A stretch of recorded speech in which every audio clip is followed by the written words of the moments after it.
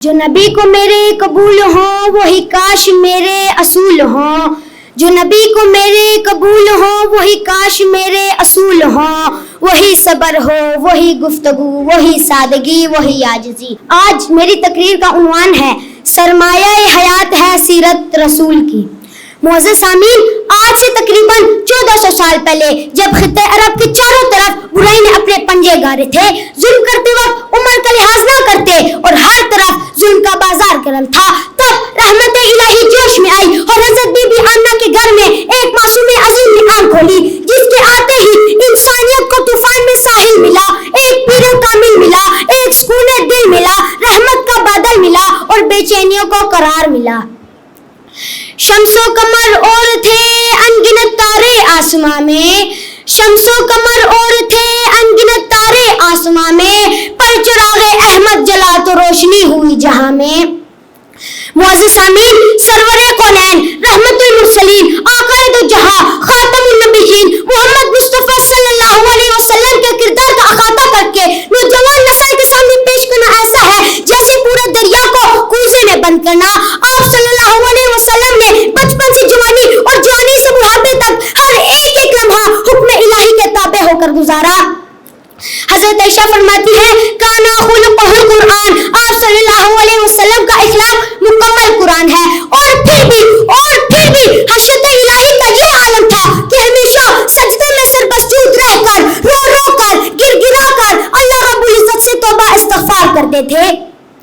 معزز سامعین، ذرا سوچئے، ذرا غور کیجئے، ایسی ہستی جو وجہ تخلیق کائنات ہو، گھر میں بے کسی کا یہ عالم ہو، کئی دن فاقے میں رہ کر روزے سے ہو، افطار میں صرف چند کھجوریں اور بکری کا دودھ رکھا ہو، افطار سے قبل فقیر دروازے کے باہر صدا لگائے تو وہ بھی فقیر کو دے کر صبر و شکر ادا کر لیتے۔ ہم ایک ایسی عظیم ہستی کے امتی ہیں جس پر رب کا جتنا بھی شکر ادا کیا جائے کم ہے۔ بقول شاعر، کچھ دولت پہ ناز کرتے ہیں کچھ صورت پہ ناز کرتے ہیں، کچھ دولت پہ ناز کرتے ہیں کچھ صورت پہ ناز کرتے ہیں، جن کے ہاتھوں میں دامن مصطفیٰ ہو وہ امتی ہونے پر ناز کرتے ہیں۔ معزز سامعین، ہمارے نبی نے امیر غریب کالے گورے عربی عجمی کے امتیاز کو مکمل طور پر ختم کیا۔ خندق کی کھدائی میں بھی صحابہ کرام کے منع کرنے کے باوجود آپ نے ان کے ساتھ مل کر برابر کام کیا، مگر افسوس صد افسوس آج کا نوجوان مغربیت کے لبادے میں ڈوبا ہوا ہے، تقویٰ، جرأتمندی، شجاعت، مساوات جیسے نبی کے کردار سے ہی دور ہے، اور یہی ہمارے زوال اور بربادی کا سبب ہے۔ معزز سامعین، ضرورت بس اس عمل کی ہے کہ ہم مغربیت کی اندھادھند تقلید کو چھوڑ کر سیرت النبی کو مضبوطی سے تھام لیں، بلکہ اسے اپنی زندگیوں میں بھی نافذ کریں۔